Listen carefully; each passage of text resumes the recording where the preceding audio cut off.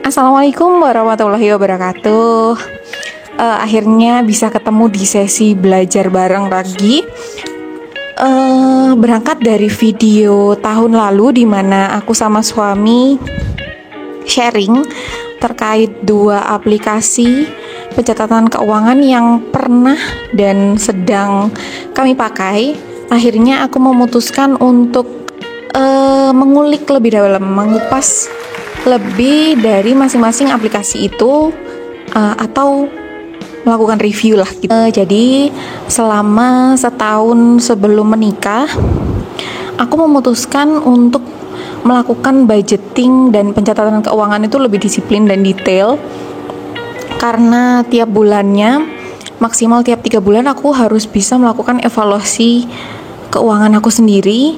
Apakah tabungan aku aman, dan berapa sih pengeluaran yang aku butuhkan dalam waktu 1 bulan, juga pos apa kira-kira yang paling banyak aku keluarkan dalam 1 bulan itu. Minimal aku tahu informasi itu, dan ketika nanti aku menikah, ketika ada orang baru hadir nih, jadinya aku nggak terlalu sulit untuk melakukan controlling lagi di keuangan kami.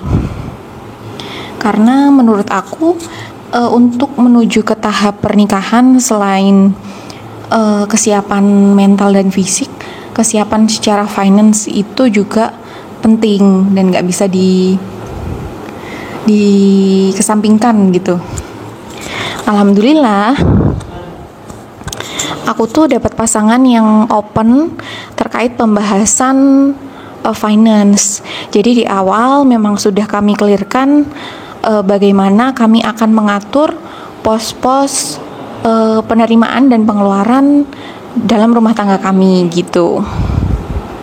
Dan setelah menikah, aku sama suami akhirnya memutuskan untuk pakai cuma satu aplikasi, yaitu Money Lovers.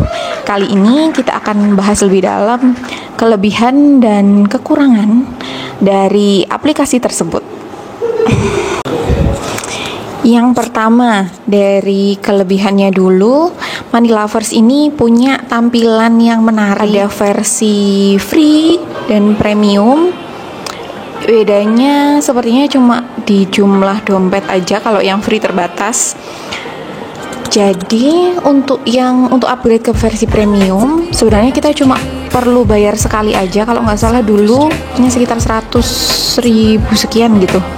Untuk pengaturan dompetnya, jadi bisa banyak banget. Bisa kita bagi dompet kita dari mulai dompet tunai, kemudian kartu debit, kredit, dan bisa juga ada menu pengecualian dompet. Nah, kalau sama suami, karena suami itu punya bisnis, dia bisa melakukan pencatatan di satu aplikasi itu aja.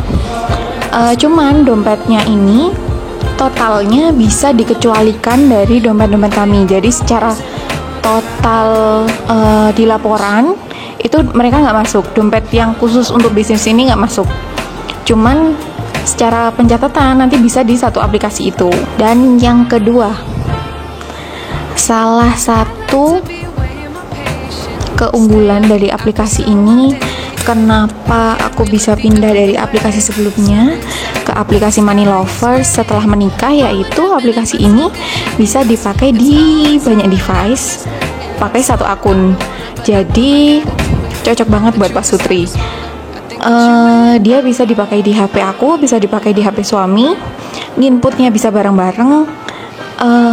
Jadi lebih mudah untuk melakukan kontrol dan lebih terbuka aja antara keuangan suami dan istri gitu. Kemudian yang ketiga, ada menu penganggaran.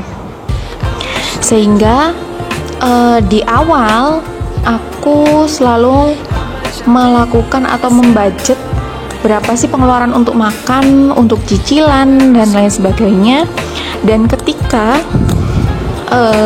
selama satu periode itu, selama 1 bulan ya, hampir mendekati batas budget, itu biasanya akan ada notifikasi ke akun kita. Kalau misalkan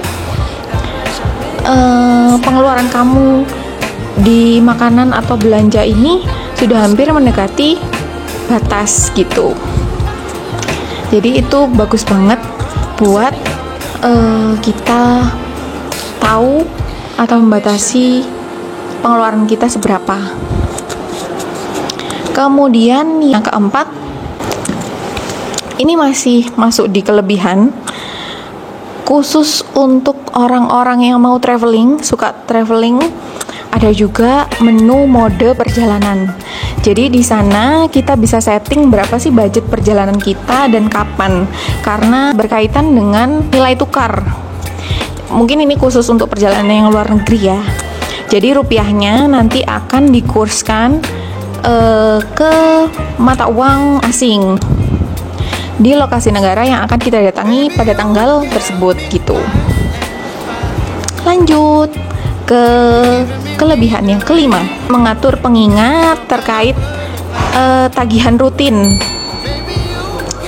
yang waktu dan nominalnya itu tetap, misal seperti bayar kosan, bayar cicilan, kemudian bayar internet, itu kan di tanggal-tanggal yang sama. Nah, itu bisa kita setting pakai pengingat tagihan secara berkala atau berulang. Jadi lebih gampang dan pasti tercatatnya gitu. Apalagi yang teman-teman punya bisnis, mungkin pencatatan terkait beban gaji karyawan itu juga bisa dimasukkan ke situ. Kemudian yang keenam, masih di kelebihan, yang keenam, tampilan laporannya ini cukup atraktif. Apalagi kalau buat cewek-cewek. Ada yang bentuknya diagram batang, diagram pie, kemudian ada juga persentasenya terkait berapa sih atau pos terbesar apa yang kita keluarkan di bulan tersebut. Misal aku ada 8%, ini yang paling tinggi, 8% buat bayar cicilan. Nah, kalau secara pengelolaan keuangan yang pernah aku dengar di salah satu videonya Mbak Prita, aku bisa tahu kalau nilai cicilanku dan suami itu masih di ambang batas wajar gitu, karena kan maksimalnya setauku 10% gitu. Nah, hal-hal seperti itu yang sangat membantu aku dan suami buat decision making di pengeluaran keuangan kami gitu, atau buat perencanaan ke depannya. Kemudian kelebihan selanjutnya, backup data itu sudah by cloud, jadi masuk ke email, dan kita bisa ekstrak laporan keuangan itu ke bentuk Excel. Masuknya itu by email, jadi lebih aman dan bisa di password. Kemudian yang selanjutnya, ini masuk ke kekurangan sih. Kekurangan, tapi mungkin juga bisa jadi bukan jadi masalah gitu di sebagian orang. Karena kalau di aku, karena dompet kami itu jenisnya banyak, dompet aku banyak, dompet suami banyak, jadinya tiap ada pengeluaran yang sama, misal kita sama-sama beli makanan, tapi yang satu pakai dompet tunai, yang satu pakai dompet debit. Nah, sayangnya potongan pie atau grafiknya itu berbeda, jadi kita nggak bisa ngelompokin beban yang sama dari dompet yang berbeda gitu. Itu kekurangannya, kalau di aku, menurutku kekurangan sih. Kemudian ada lagi kekurangan selanjutnya, transfer antar kas atau dompet itu dicatat sebagai pengeluaran dan pendapatan. Jadinya akan ada double pencatatan pendapatan dan double pencatatan pengeluaran gitu. Jadi nilainya nggak real. Misal aku mau tarik tunai dari debit Mandiri sebesar 1 juta. Nah, di pendapat seharusnya kan laporannya pendapatannya tetap dihitung 1 juta. Cuman Di aplikasi ini jadinya pendapatanku dihitung 2 juta dan pengeluaranku dihitung 1 juta, meskipun secara total itu akan sama-sama nilainya jadi tetap 1 juta. Cuman di sini aku merasa itu kurang karena jadinya aku nggak real, nggak tahu nilai pendapatanku itu berapa gitu. Dan yang terakhir, ini sebenarnya bukan minus sih. Mungkin buat beberapa orang ini bukan jadi masalah yang serius. Jadi aplikasi ini tuh sebenarnya bisa disinkronkan langsung ke beberapa m-banking yang sudah kerjasama dengan aplikasi ini.